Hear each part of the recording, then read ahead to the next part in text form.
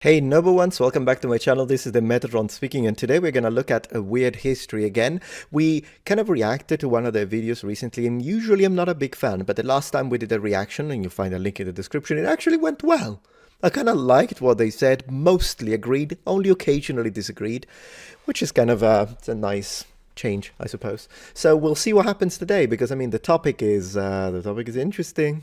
What was it like to live and die in ancient Rome compilation? So is it like their best over the years? Well, it's nice. It kind of makes this easier to do.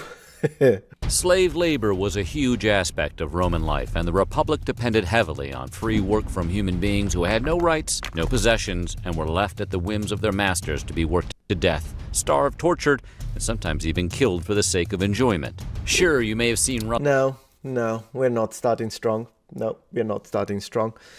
Let me comment on that. All right, so first of all, let's discuss these two things from an ancient Roman legislative point of view. Human rights, possessions, slaves have none. Well, first of all, let's look at the possessions, the easiest one to discuss, because for this one we need to go a little deeper. So, possessions. Is it true that ancient Roman slaves could not own anything? Technically, yes, from a legal perspective, but the reality of fact is that when you read the sources, you see that indeed there were workarounds. So, for instance, a slave could own other slaves, and that absolutely happened. He was still a slave, but his slaves were under him. So his slaves couldn't own other slaves, so there was kind of a tier system, if you will. So that's one thing, that a slave could own other slaves. Secondly, slaves actually found a way to make money. And this, of course, varied very much from slave owner to slave owner, and some allowed it, some didn't. Sometimes this was done behind the back, sometimes it was done with the full acknowledgement of the slave owner. But in general, slaves didn't, once again, legally own property, but oftentimes they could, particularly if they were very good at doing trading, or say that there were slaves that could count. Not all could, or the slaves that were literate. That's another thing, that sometimes would be a more expensive slave, but that happened as well. And sometimes slave owners, they would allow their slaves to still make a profit themselves, and even at one point buy their own freedom. This is something that is important to underline. It was still, please let me underline, since I understand this is extremely stupid that I have to say this, but there have been people, detractors of mine, that because I say something like this and I'm just telling you the facts of the history, then they make whole videos, Metatron is pro-slavery. This is how stupid we're dealing with. So let me make a disclaimer. I am not pro-slavery, and slaves were living in horrible circumstances. Happy? All right, the second one though, human rights. Human rights is a very modern term. So already we're using human rights from what frame of reference? Because it kind of feels misplaced here, because it gives us expectations that are too modern for the period. But ditching that for a moment, even from an ancient perspective, slaves did have some judicial rights, depending on which emperor. These could be even increased. And the fact that he's just saying now this... starved, tortured, and sometimes even killed for the sake of enjoyment. Absolutely not. There were laws that prohibited this in ancient Rome. Once again, it depends on the period, but if you were a slave owner and you just started to unjustly punish or tried to unalive your slave for no reason, you would be punished. The slave would be freed, and you could end up in prison. And this is all mentioned in the sources as they say. This is completely wrong. Sure, you may have seen Russell Crowe play one in a movie, but chances are you have no idea just how brutal it really was. Today we're exploring what it was really like to be a Roman slave. Let me tell you something fun though. You see this scroll here, the one that is the horizontal? That's actually the most common type of scroll utilized in, for example, the medieval period, as opposed to the vertical one, which did exist, but it was a lot less commonly used, and usually for funerary services and funerary lists alone. Slave. But before we get started, be sure to subscribe to the Weird History channel. Oh, and one more thing, leave a comment and let us know what topics you would like to hear about. Leave a comment. Now, we roam. It's fun. Slaves in ancient Rome didn't just work as domestic or agricultural workers. They did pretty much every single kind of menial job you can imagine. Generally classified as urban or rural, slaves did everything from cooking and cleaning to mining for silver. Right. On country estates, slaves might perform both domestic and non-domestic tasks, even working as smiths, bakers, and guards. Occasionally, urban slaves would work as accountants and managers for businessmen. If you were a slave that originated as a prisoner of war, you might have been sold off to the public and could have been tasked with fighting fires, tending to public buildings, and Of course, as a gladiator, some gladiators, a lot of gladiators were slaves, although then again I disagreed with Dr. Simon Elliott on my recent video when he said that all gladiators were slaves. That's nonsense. Some chose to become gladiators. even working as an executioner. Some Roman slaves lived their entire lives from birth to death working as the property of a master, but Correct. In fact, from the Roman perspective, they were tools. others who were able to cough up a little dough had a luckier fate. Yep, correct. Hey, noble ones, editing Metatron here. Just wanted to take a moment to let you know that in the next 3 to 4 days, I will be streaming like a maniac on my Twitch account, Metatron Gemini. Now, I already stream a lot. I stream almost every day, 2 hours, 3 hours. We've been playing retro game, we'll be playing Civilization, but for the next 3 to 4 days, I will be playing long sessions of medieval and ancient Roman themed games, and I will be as pedantic as it gets with historical analysis.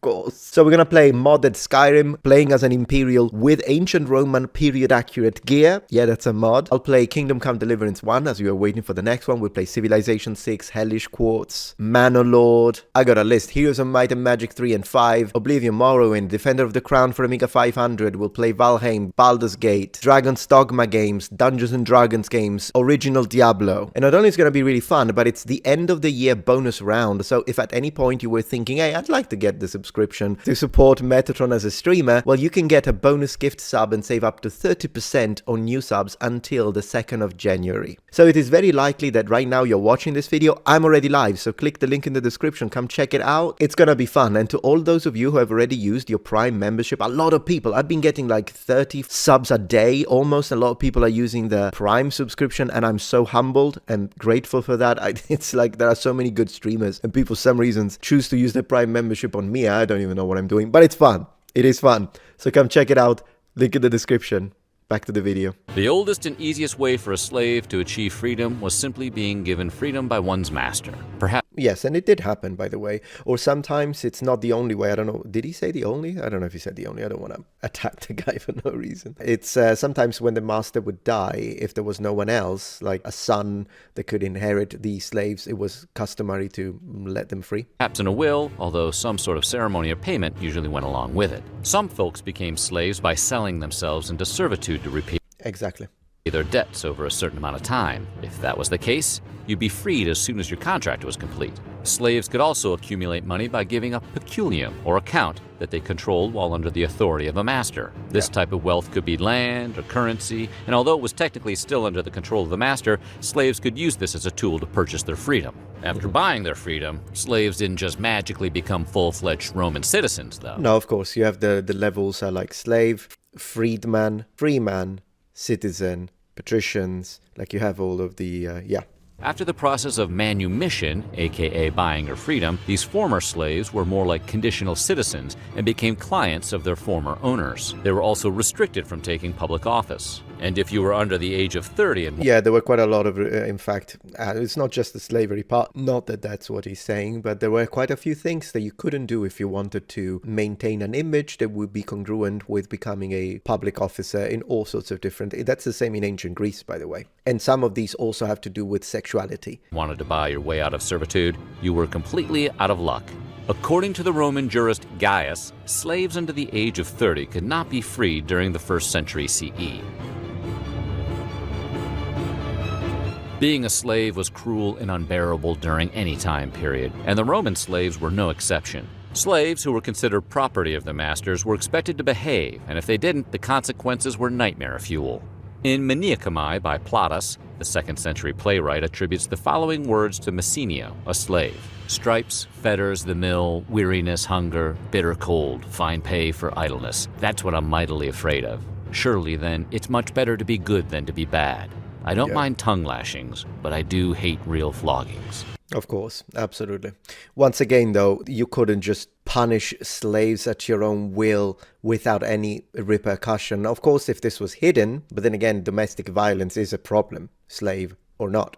Yikes. Slave owners could beat and punish slaves harshly, inflicting everything from whippings to chains and fetters. Masters also had free rein to sell their slaves, execute them by hanging or crucifixion, and make them do the worst possible tasks. Yeah, but crucifixion is only for certain specific crimes. Like, you would have to be a criminal at that point. Crucifixion is so bad as a method of execution that, for instance, you can't use it against Roman citizens, usually. As punishment. And if you tried to run away, they'd brand you. Ouch. Yeah, it's true. If you run away, you could get branded, because the idea is if a slave runs away, he's stealing himself from the owner because he's the property. Nothing sounds less appetizing than limited rations of bread, right? Well, slaves, Well, that bread looks great, though. being the lowest rung of Roman society, were clearly not eating like kings. This guy, Cato the Elder, Obviously, they were not eating like kings. The majority of the population wasn't free or not. who was a soldier, statesman, and historian from the 3rd and 2nd centuries BCE, wrote about the daily needs of agricultural slaves, specifically what they should receive for food and drink. According to Cato, slaves should receive wheat to make bread, although shackled slaves who couldn't grind their own grain were to receive bread itself. When slaves worked the fields during the summer, more flour was needed, as was additional wine. If we were working in the hot Roman fields all summer for no money, we'd be in need of additional wine too.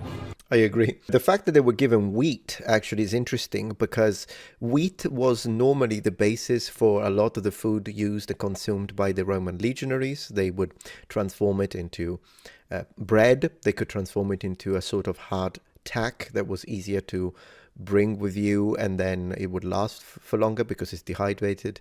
Another thing that they would do, however, is make pulse, which is a sort of soup. But interestingly enough, when Roman legionaries were punished, they wouldn't be given wheat, they would be given barley instead. In addition to bread and wine, slaves ate what Cato termed relish.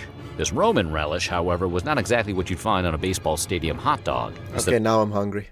With pickles, it was made of olives. During the 1st century BCE, slaves rounded out their diets by gathering wild fruits and vegetables, as well as cultivating crops on their own. Domestic slaves got the opportunity to start urban gardens. Of course, they always had the option of picking at their master's leftovers.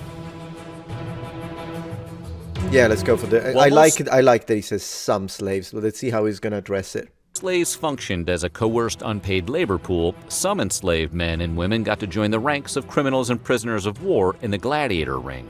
Okay, before we jump into the gladiators, I do want to add that depending on the type of slave, some slaves were also used to teach the kids, for example, of a owner. So imagine that your slave speaks Greek, which is one of the reasons why Greek slaves were actually the most popular in ancient Rome. Well, he could teach Greek to your kids, which would very much help, not only elevate your entire family, look at me, I've got a Greek slave, but also it can help with the possible future of the child, because he has got a native speaker who can now help him become fluent in Greek, which was a language that, you know, the upper echelon would speak, a language of the philosophers, language of the patricians, because there was a little bit of a diglossia when it comes to the upper class between Latin and educated people that also knew Greek. Made up mostly from slaves, the first gladiatorial contests appeared as early as the 3rd century BCE. One famous slave, Spartacus, was actually trained in one of Rome's gladiator schools. And if the idea of a gladiator school sounds cool to you, let's just say these gladiator training academies weren't exactly sleepaway camps. Important to say, though, that when you talk about the very first, the earliest types of gladiator combat and gladiator spectacles, they were very different to what you would imagine. So when he mentions the first happened in this period, do keep in mind that they would have looked nothing like what you expect gladiatorial combat and spectacles to be. We're not talking about games. Gladiators do not start as games. They start as funerary fight shows that were put up in front of the statue of someone important who had just passed away, and often resulted in death. In fact, I want to say always resulted in death. While that wasn't a case once gladiatorial combat becomes a game.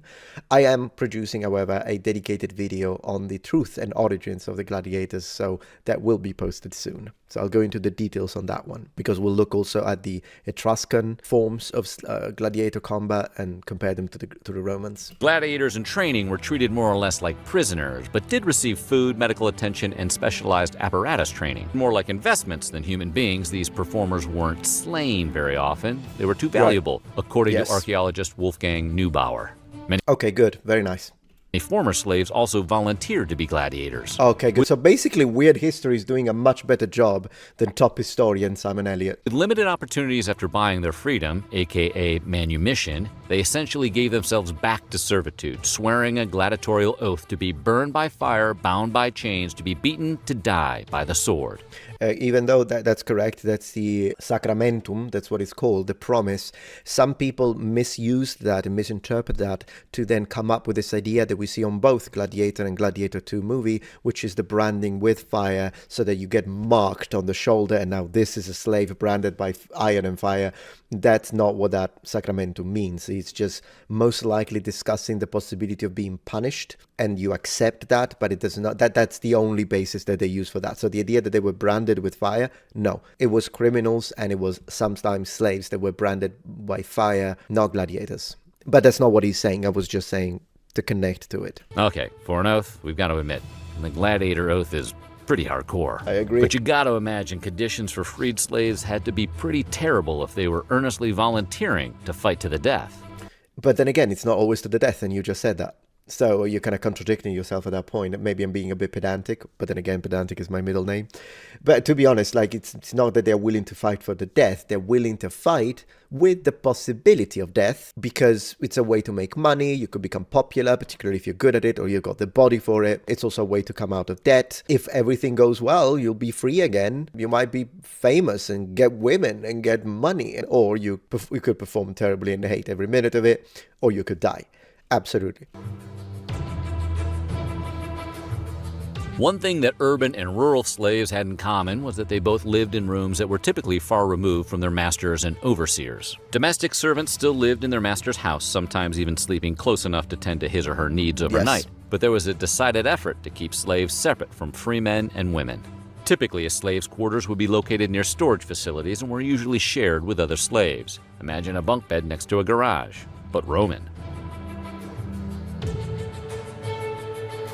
If you were a Roman slave, chances are your style game wasn't exactly on point. Slaves were forced to wear simple clothing, not much different than garments worn by poor freemen and women. Masters provided a tunic of 3 feet and a half. Kind of depends on the family.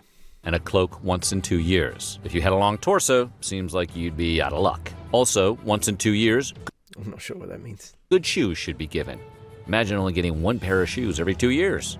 And this is during a time when duct tape didn't exist. Duct tape didn't exist, but then again, I have to say that Roman shoes, they must have done them right, because we do know that the Roman legionaries who marched monumentally more than a slave would have, they would change them, if I remember correctly, every 6 months or so. So the idea that a slave would be given a new pair of shoes after a year, I mean, things can be repaired even after 2 years. I think I want to take this opportunity to present an idea that is in stark contrast with our reality in modern period. In the modern period, we have this idea now that I have a phone, I have a jacket, I have a pair of shoes or a computer, and when something breaks, you throw it away, buy a new. They didn't do that up to, I want to say 150 years, but even our grandparents didn't do that. They repaired stuff, and even more so in the medieval period, and of course in classical antiquity. Oh, your tunic got a little broken, you sew it back. Oh, your shoes are getting detached, you connect a new strip of leather. So it's not that they are mistreating the slaves in this case. Oh, look, they only give them. No, it's because at the end of the day, if it's still serviceable and it just needs a little reconnecting or resewing or rebasing, then you just do that. And the ancients, all the way up again, as I say, maybe 100 years ago, we still had this idea. It's just modern consumism that taught us, it kind of spoiled us in a way that now the moment something is wrong, you just throw it away. T-shirt, oh, it's got a little hole in the t-shirt, throw it away. Oh, socks have got a hole, throw it away. But our grandparents didn't do that. You got woolen socks, they're perfectly serviceable. They got broken because you forgot to cut your toenail, then you sew it back. And we knew how to do it. And that's actually something I very much admire. I don't admire the slavery part. Again, I have to speak the obvious. But I do admire this. This has been looked at from the wrong perspective. Because in fact, I think it's much better not to consume or waste stuff that can just be easily repaired and put together because of this continuous mass production that we have now. Also because it creates a mass accumulation of waste. which I don't think they would have had, at least not at the same level. To add insult to injury, male slaves weren't allowed to wear the one quintessential Roman fashion garment, togas. Female slaves were also forbidden from wearing stolas, a dress worn over their tunic. According to Seneca, the Roman Senate once considered instituting a uniform for slaves to more clearly distinguish them in society. They ultimately decided against it to prevent slaves from knowing just how many of their ranks existed. Bone-chilling. Why would the Roman Senate be concerned that the slaves knew how many of them there were? Well, because there were a lot of them. I mean, a lot. Yeah, absolutely. Percentages vary once again throughout time. And also because at the end of the day, authorities wanted to make sure they could maintain population control. And there have been slave riots, not only Spartacus, but you've got the rebellion in Sicily that were a problem to quench. The sheer number of slaves in Roman society resulted in tension and fears about revolt. Yeah. Romans had a right to be worried. Slave tensions were rising in the Roman Empire, and it was only a matter of time before large-scale revolts began to bubble up. Aside from minor skirmishes, there was one famous large-scale slave rebellion that truly posed a risk to Roman society. Remember Spartacus, who we talked about earlier, the slave who was sent to train at Gladiator school? Well, that same guy grew up to lead a slave revolt that included around 70,000 slaves and supporters fighting the Roman army. Now those are some serious numbers. Yeah, not to I love that. I love that. I really liked that animation right there with the sound. Very cool. And not to mention, but do keep in mind that there's a chunk of these that are gladiators. And gladiators know how to fight. Spartacus and his forces fought against the Roman military several times from 73 to 71 BCE, defeating them 3 times before being slain. According to sources, Spartacus fought valiantly to the end. Wounded by a spear thrust in the thigh, but went down on one knee, held a shield in front of him, and fought off his attackers until he and a great number of his followers were encircled and fell. While Spartacus and his army may have lost in the end, their fight didn't amount to nothing. Concerns over future uprisings prompted some legal action to ensure, or at least encourage, better treatment of slaves. Foreign groups made up the majority of them. I'm going to watch this as the last part because, as usual, in my reacts, I don't react to the whole thing, so as to encourage people to click the link in the description or the link in the pinned comment to go and finish the video if you're enjoying it. But let's watch this one. Unlike other historical forms of slavery, Roman slavery was not dependent upon race or ethnicity, and the number of slaves varied at any given time. After the Punic Wars during the 3rd and 2nd centuries BCE, thousands of men and women were enslaved, many of whom served as artisans, craftsmen, and agricultural laborers. As the empire expanded, Rome took more and more prisoners of war, and tons of non-Romans were enslaved, including individuals from Greece, Egypt, North Africa, Gaul, and Asia Minor. Yeah. Apparently, Rome was an equal opportunity slave nation. Pretty much the Romans weren't racist in the sense that they hated everyone equally. Guess? Okay, good stuff. Yeah, no, not a bad video. There were a few things that I did not like, but he has a section on what the Romans ate. So that's something I would like to check out. But today we're going to leave it, I'm going to do it in portions. Today we're going to leave it here for the slave section, and do finish it up if you want by clicking the link in the description. Thank you very much for watching, number ones. Goodbye.